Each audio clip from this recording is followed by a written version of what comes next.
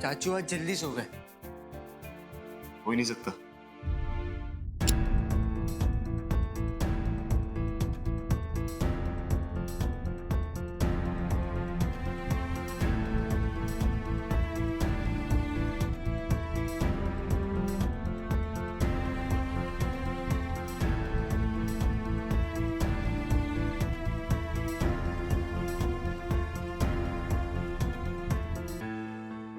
भैया, राहुल भैया,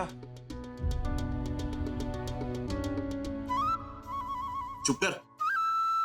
जब देखो छोटा मुंह बड़ी बात करता है। अरे चाचू, आप जितना मुझे बच्चा समझते हो उतना मैं हूं नहीं। मुझे अच्छे से पता है कि क्लास में क्या है, तो प्लीज ट्राई टू अंडरस्टैंड कि मैं क्या बोलने की कोशिश कर रहा हूँ। राहुल चाचू इस वक्त पी के फुल टुन है, तो इन्हें सोने देते हैं और हम यहाँ से निकलते हैं। चलिए।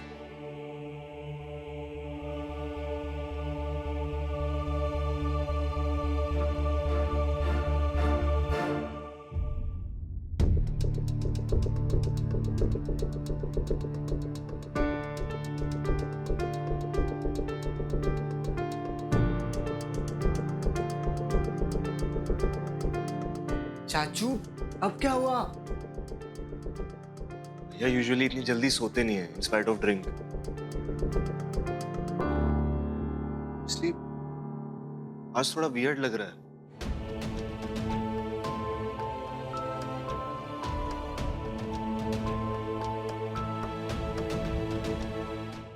चाचू तो कुछ मूवमेंट भी नहीं कर रहे।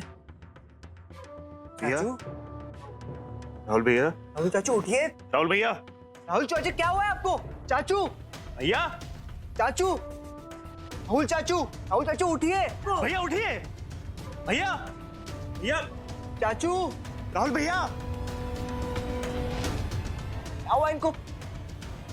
भैया, राहुल चाचू, भैया उठिए।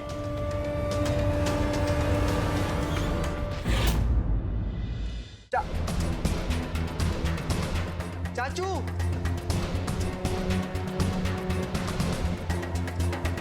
भैया, चाचू उठिए।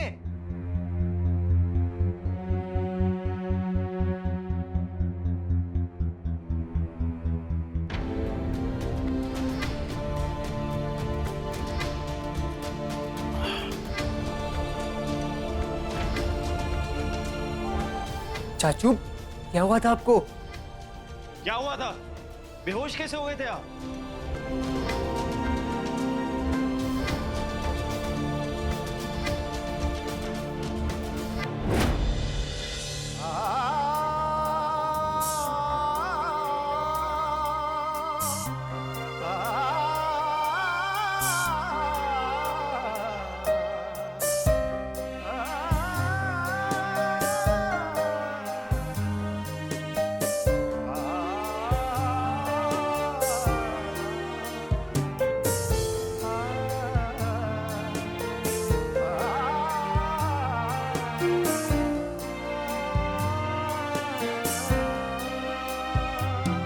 आप ये सब क्यों बोल रहे हो? मैं हेतल का दिल क्यों तोड़ूंगा? तोड़ोगे तुम उसका दिल समीर, तोड़ोगे।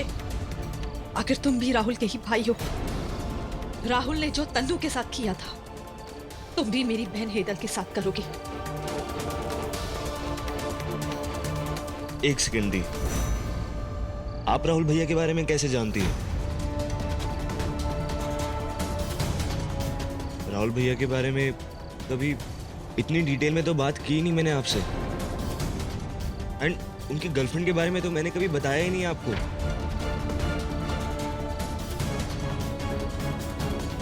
आप ये सब कैसे जानती हो? ईला आंटी ने मुझे बताया, वो आई थी मेरे पास राहुल की काउंसलिंग के बारे में बात करते। तभी मुझे पता चला कि इस परिवार ने कैसे तन्नू को रिजेक्ट किया और उसे कहीं का नहीं छोड़ा। तुम भी उसी परिवार के बेटे हो जिस परिवार का राहुल है। जो तुम्हारे भाई ने किया वो तुम भी करोगे। जिस तरह से तुम्हारी फैमिली ने तन्नू को रिजेक्ट किया था, उसी तरह से तुम्हारी फैमिली मेरी हेतल को भी रिजेक्ट कर देगी। तुम भी मेरी हेतल को रिजेक्ट करोगे।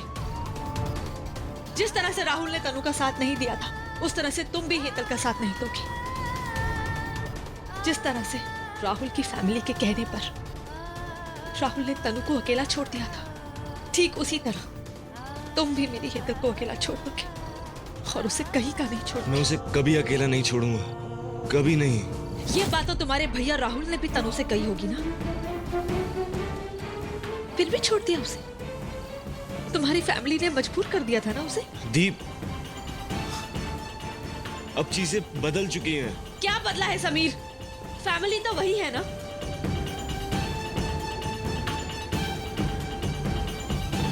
हाँ दीप, फैमिली वही है, लेकिन अब यहाँ के तरीके बदल चुके हैं। मैं तुम पे कैसे यकीन करूं समीर? बताओ मुझे। राहुल और तनु की कहानी जानने के बाद मैं तुम पर भरोसा कैसे करूं?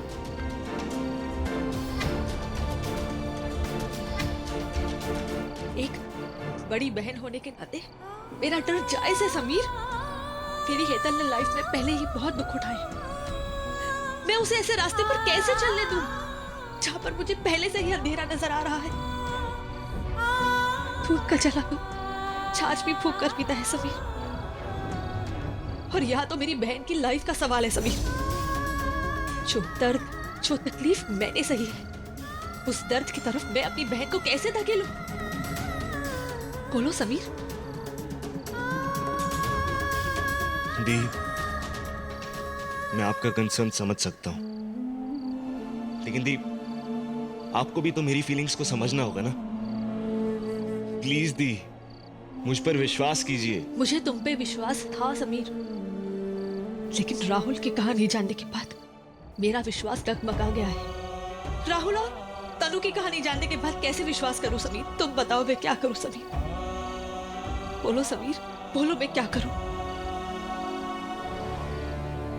राहुल भैया ने मजबूरी में उस लड़की को मना किया था, और आप जानते हैं कि उनकी मजबूरी क्या थी।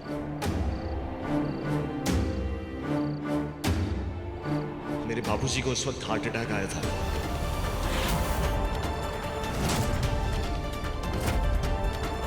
आईसीयू में थे वो,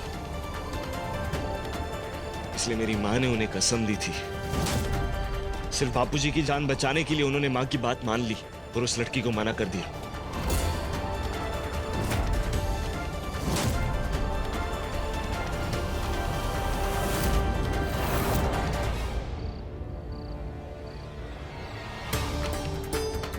उस लड़की ने क्या किया? 4 महीने में शादी करके चली गई वो लड़की। उसने भैया का इंतजार नहीं किया।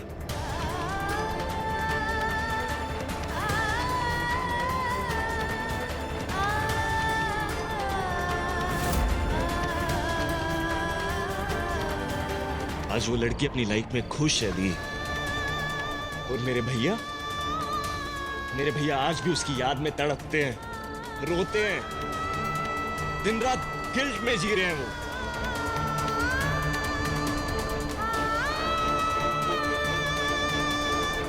दी, भैया आज भी खुद को माफ नहीं कर पाए। वो आज भी उस लड़की को बहुत प्यार करते हैं। ये बात हमारा पूरा परिवार जानता है,